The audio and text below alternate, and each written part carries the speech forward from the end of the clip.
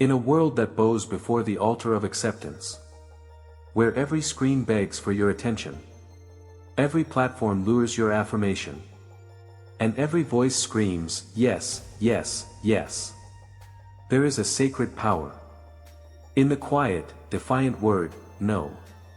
We live in a culture obsessed with openness, with saying yes to everything. Yes to opportunities. Yes to invitations. Yes to trends. Yes to comfort.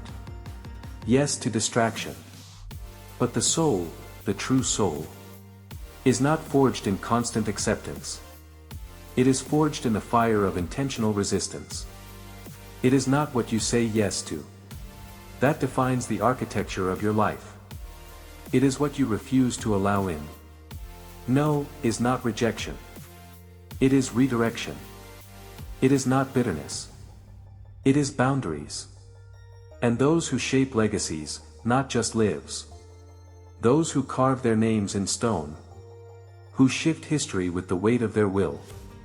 They were not people who said yes to everything. They were people who knew exactly when to say no.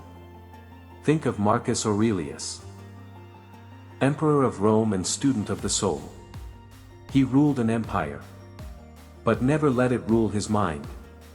He said no to luxury, no to ego, no to the temptation of absolute power. Instead, he chose stillness, clarity, and the inner fortress of self-control. Saying no is not withdrawal from life. It is a return to what is real. What is aligned? What is yours? We are addicted to pleasing. We have been raised to fear rejection more than we fear regret. We smile when we want to scream. We nod when we should walk away. We agree to things that fracture our peace, and then call it kindness. But kindness without integrity is just a slow form of self-erasure. To say yes to everyone is to abandon yourself. To say yes to everything is to dilute your power. The most extraordinary lives are not built by those who chase every open door, but by those who close the wrong ones, so the right one can open wide. Everything begins in the theater of the mind. You are not fighting the world. You are fighting the impulse to be everything for the world. There is a war inside you, between the need for approval and the call of your destiny, between the fear of being excluded and the courage to walk your own path, alone if necessary. But here's what they don't tell you. You don't get to keep your soul and belong to everyone. At some point, you will have to choose your truth or their comfort, your focus or their distraction, your calling or their expectations. Greatness is incompatible with people-pleasing. Excellence is allergic to distraction. And fulfillment, true, soul-deep fulfillment, doesn't come from saying yes to what's available. It comes from saying yes to what's essential. Henry David Thoreau walked into the woods, not to escape the world, but to say no to its noise. No to the excess. No to the unnecessary. And in that refusal, he found clarity. If the battlefield is your mind, then the sword is discipline, and the shield is discernment. No is not a wall. It's a filter. And only those who learn to filter can focus. The reason most people say yes to everything is not generosity. It's scarcity. They say yes because they fear it's the only opportunity they'll get. They say yes because deep down, they don't believe they are worthy of choosing something better. But you will never live above the level of what you believe you deserve. If you believe you're average, you'll keep saying yes to mediocrity. If you believe you're unworthy, you'll keep saying yes to treatment that disrespects your value. But when you know your worth, I mean truly know it, you'll stop chasing seats at tables. where you were only ever meant to build your own. Andrew Carnegie didn't rise to power because he begged for validation. He built value. He created something the world could not ignore.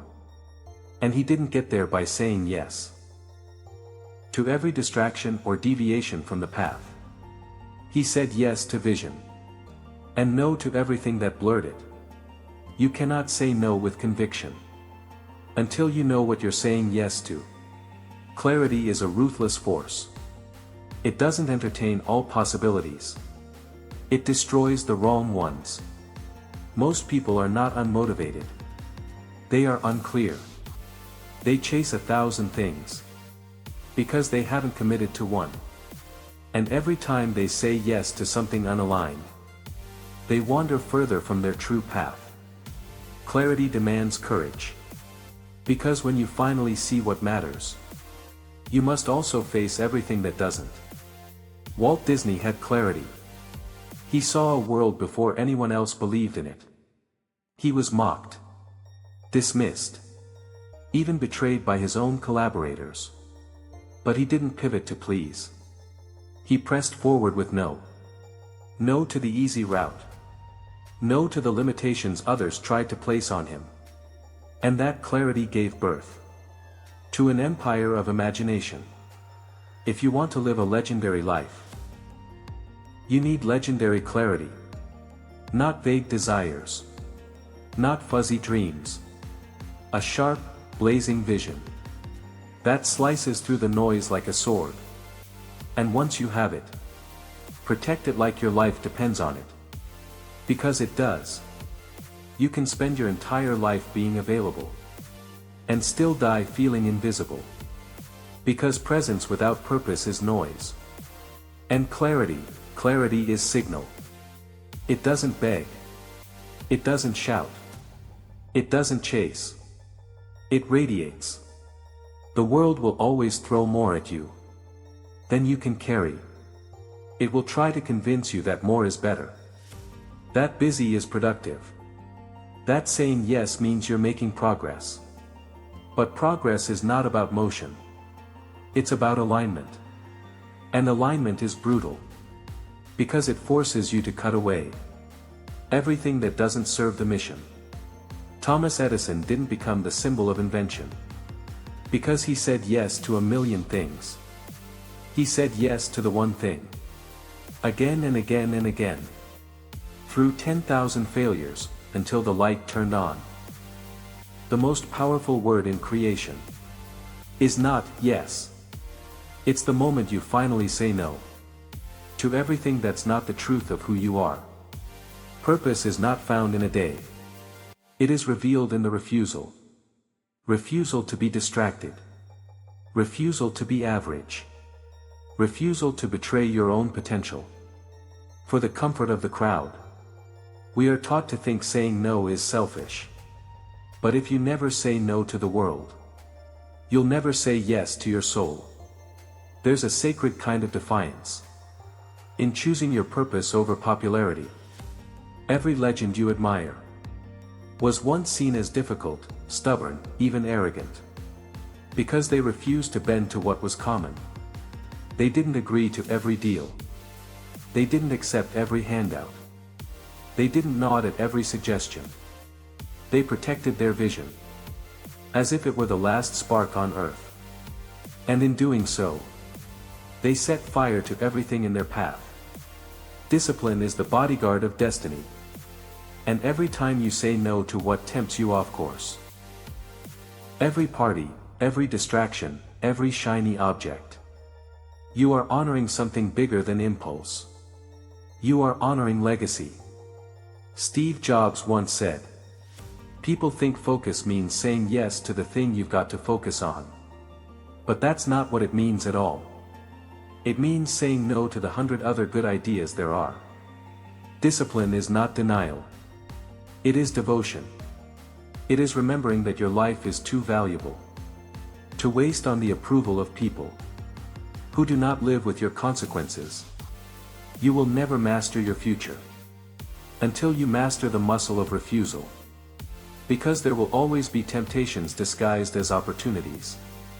always be voices telling you that you're missing out, falling behind, being too rigid, too intense, too focused. But those voices aren't building your life. You are. And your time is not a currency to be spent on everyone's agenda. It is an investment. And where you place it determines everything. There is no freedom without structure. And no is the architecture of freedom. The Wright brothers didn't invent flight by being agreeable. They broke every limit. They said no to gravity's inevitability. No to the logic of the time. No to the doubts of those who mocked them.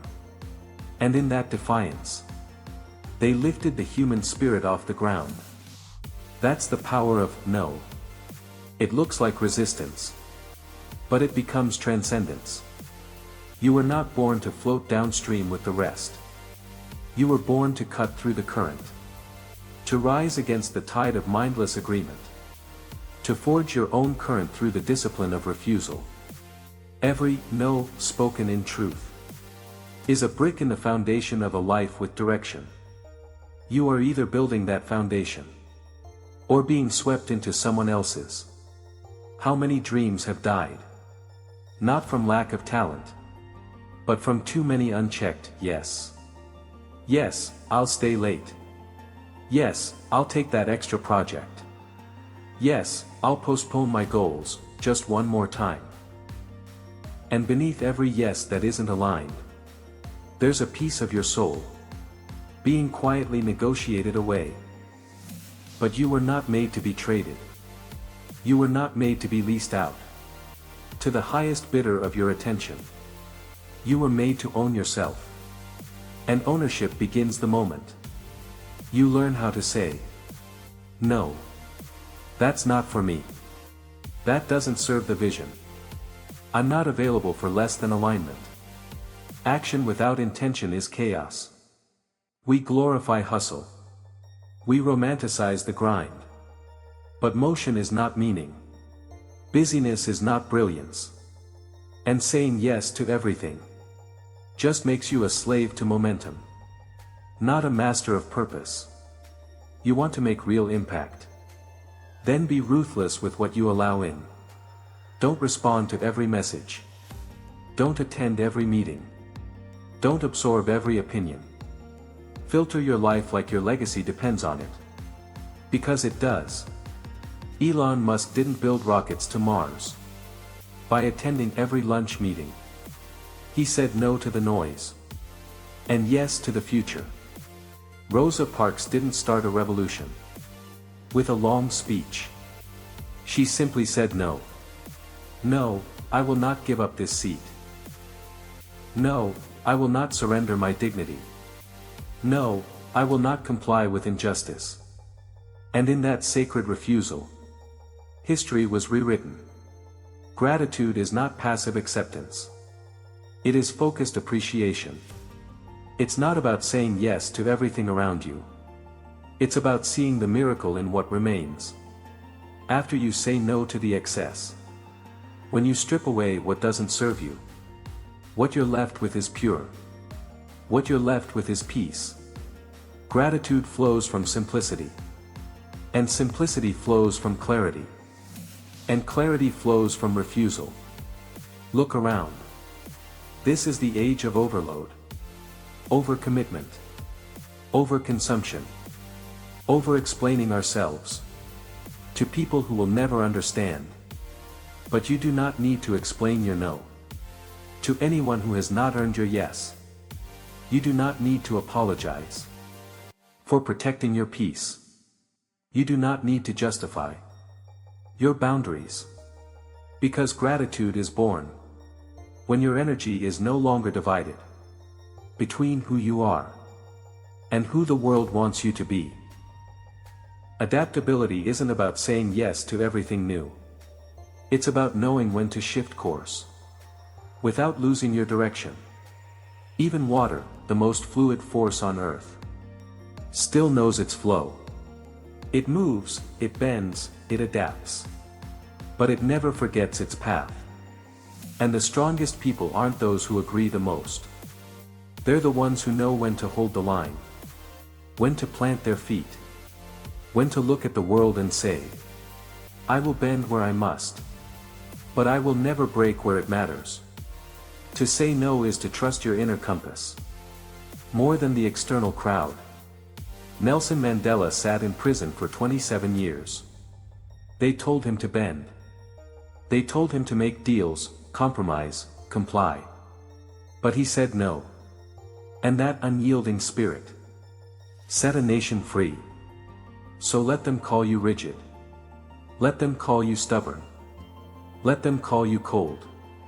But never let them say, you lived a life that wasn't your own. Resilience isn't about how much you can take. It's about how much you can turn away from. It's not just the power to endure. It's the power to refuse. Refuse to be broken by pressure. Refuse to be swayed by convenience. Refuse to abandon your path just because the terrain got steep. Every time you say no to what weakens you, you say yes to what builds you. Every time you say no to the quick escape, you say yes to the growth hidden inside the storm. Resilience is found in the choice to sit with your discomfort instead of running from it, to face the silence, the boredom, the rejection, without needing to fill it with distractions or validation. Because that silence, that's where your real voice emerges. Abraham Lincoln faced unimaginable loss, unrelenting criticism, and the crushing weight of national division. But he didn't fold to opinion. He didn't compromise his conscience for applause. He said no to easy answers, no to political safety. And that spine, rigid in principle, yet humble in purpose, held up the weight of a crumbling nation. That's resilience. Not loud, not boastful, but unshakable. Learning doesn't happen by saying yes to everything. It happens when you say no long enough to sit, reflect, and absorb. We live in a time where content is endless, but understanding is rare. Where people scroll through wisdom, but never stop long enough to embody it. Because they're too busy saying yes to the next thing, and the next, and the next. But the wisest minds in history were not those who knew the most facts.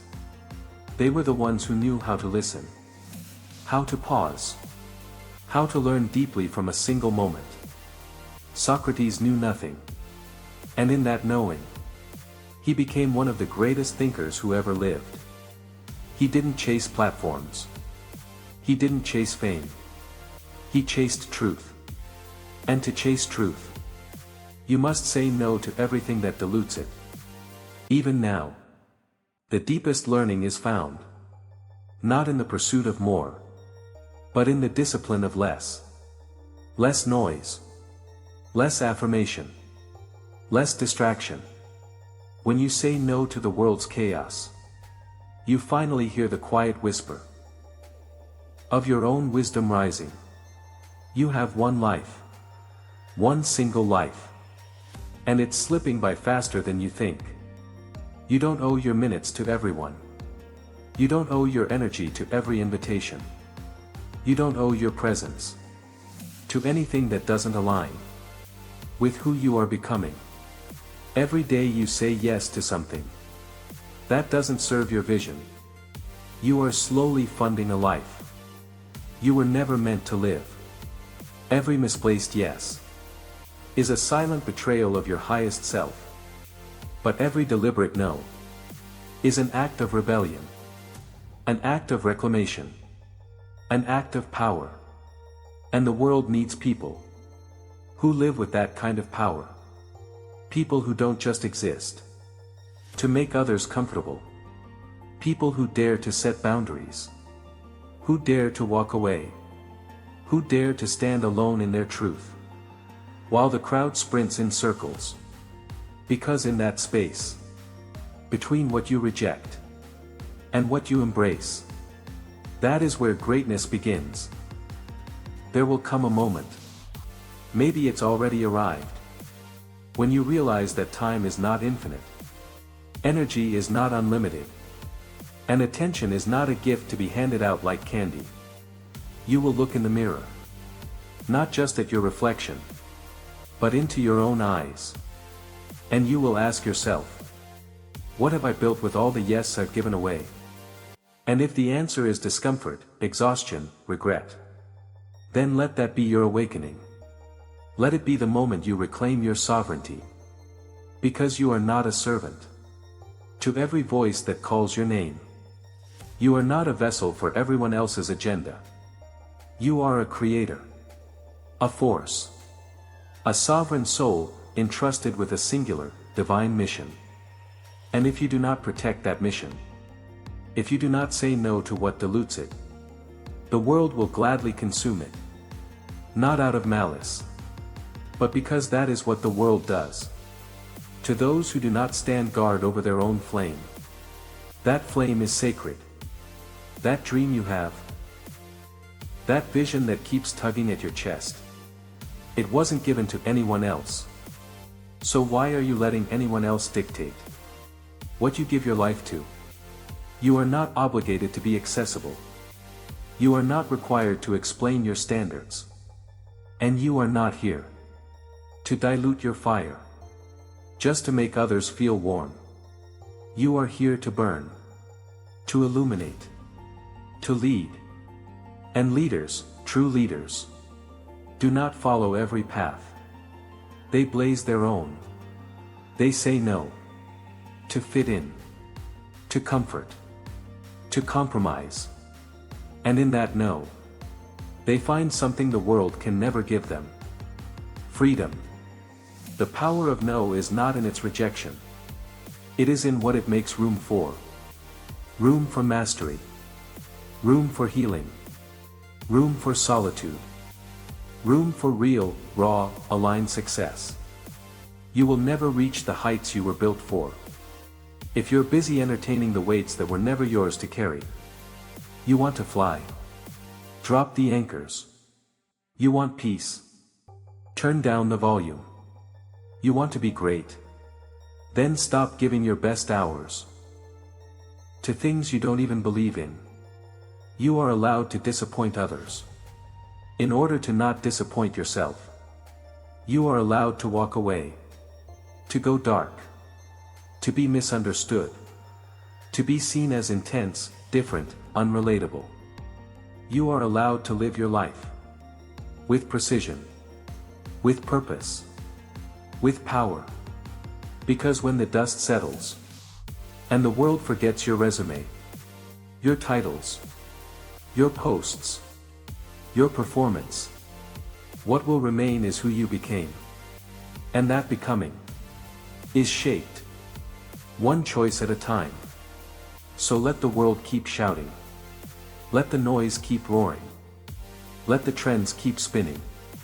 You'll be the one who moved differently, who chose with intention, who acted with conviction, who said no with honor.